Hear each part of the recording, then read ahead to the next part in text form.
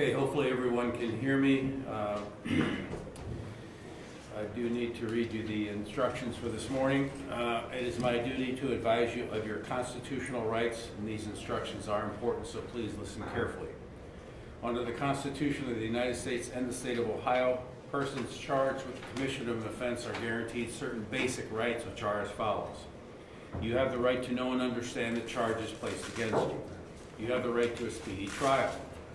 You have the right to a trial by jury, or you may waive or give up that right and have your case tried by a judge without a jury. At trial, the state of Ohio has the burden to prove you guilty by evidence beyond a reasonable doubt. And you have the right to meet your accusers face to face and to cross-examine the witnesses for the prosecution. You have the right to summon or subpoena witnesses on your behalf, and you do not have to testify against yourself. You have the right to counsel. If you are unable to afford an attorney, the court will appoint a lawyer to defend you. You will be assessed a $25 fee for an appointed attorney, but you will not be denied an attorney if you are unable to pay this fee. At the end of your case, you may be ordered to pay the fee if your judge determines that you are financially able. If you choose to hire your own attorney, you have the right to a reasonable continuance to hire one. Now this morning, you are not here for the trial of your case. You're here for a procedure known as the arraignment. An arraignment is your opportunity to be informed of the charges against you, for bond to be set, and for you to enter your plea. You do not have to make any statement about the charges against you, but any statement made may be used against you. As your name is called, you'll step forward. You'll be asked when you received a copy of your indictment or information and whether or not you understand the charges against you.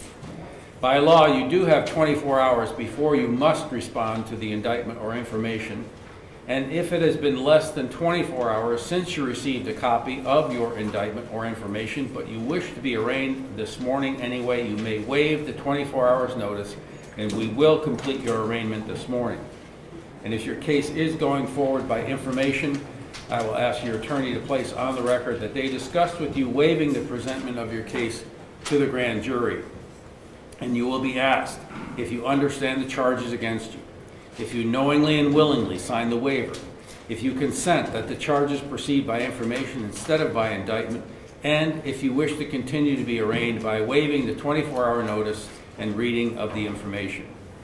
Finally, you will be asked how you plead. A defendant may plead not guilty by reason of insanity, guilty, or with the consent of the court, no contest.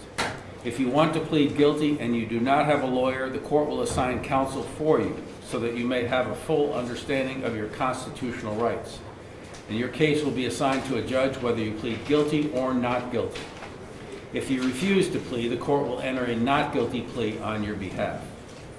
If you have been charged with a crime of violence and or any drug offense, under Ohio law, you cannot knowingly have, carry, or use a firearm or dangerous weapon until your case is concluded. This is called being under a disability. If you violate this disability, you could be charged with a separate felony offense in addition to the original charges that you are being arraigned for here today. Even if you do have a CCW permit, you are still under a disability until your case is over. In fact, upon indictment, the sheriff who issued the permit shall suspend it until your case is over. And finally, if you are over 18 and have not provided a DNA specimen since 2011, you may be required to submit one within 24 hours of your arraignment. And those of you who are in the county jail, you do have the right to be present in the courtroom. And does anyone in the county jail not wish to waive their personal appearance and want to be in the courtroom today? I only have one, Your Honor, and I already notified Tess, but everybody else wants to continue on video this morning. All right, thank you. Okay, then we can proceed with the first case. Okay. First, we'll go to a Zoom from County Jail, case number 658361, Matthew Pomerenko. Good morning, Your Honor. Good morning. Stephen McGowan for Mr. Pomerenko, bar number 0021560. Your Honor, we're going to waive the 24-hour notice, waive the reading of the indictment. We're here for an initial hearing, and Mr. Pomerenko and I have discuss the nature of these charges. We're aware of those potential punishment for these. In addition to that, the state of Ohio has reserved the right to maybe file superseding indictment, which at this time we don't know what the outcome of that. Having waived it with a not guilty plea with that for a reason. Thank you. All right, state wishes to be heard on bond. Yes, we do, Your Honor. This is Janice Cherney is here. She is a maternal grandmother, and she would like to address the court. All right, she may be heard.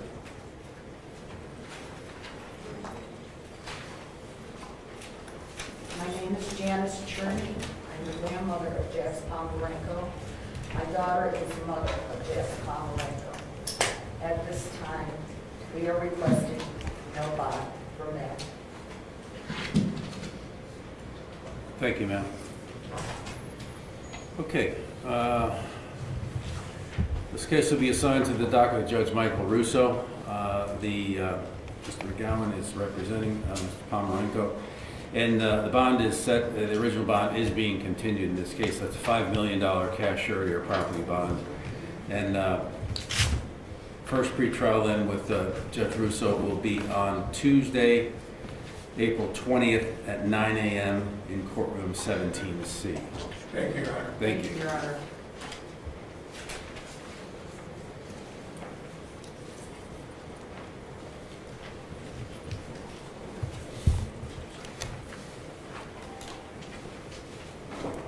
Thank you. Next, we'll go back to 9 South, case number 65.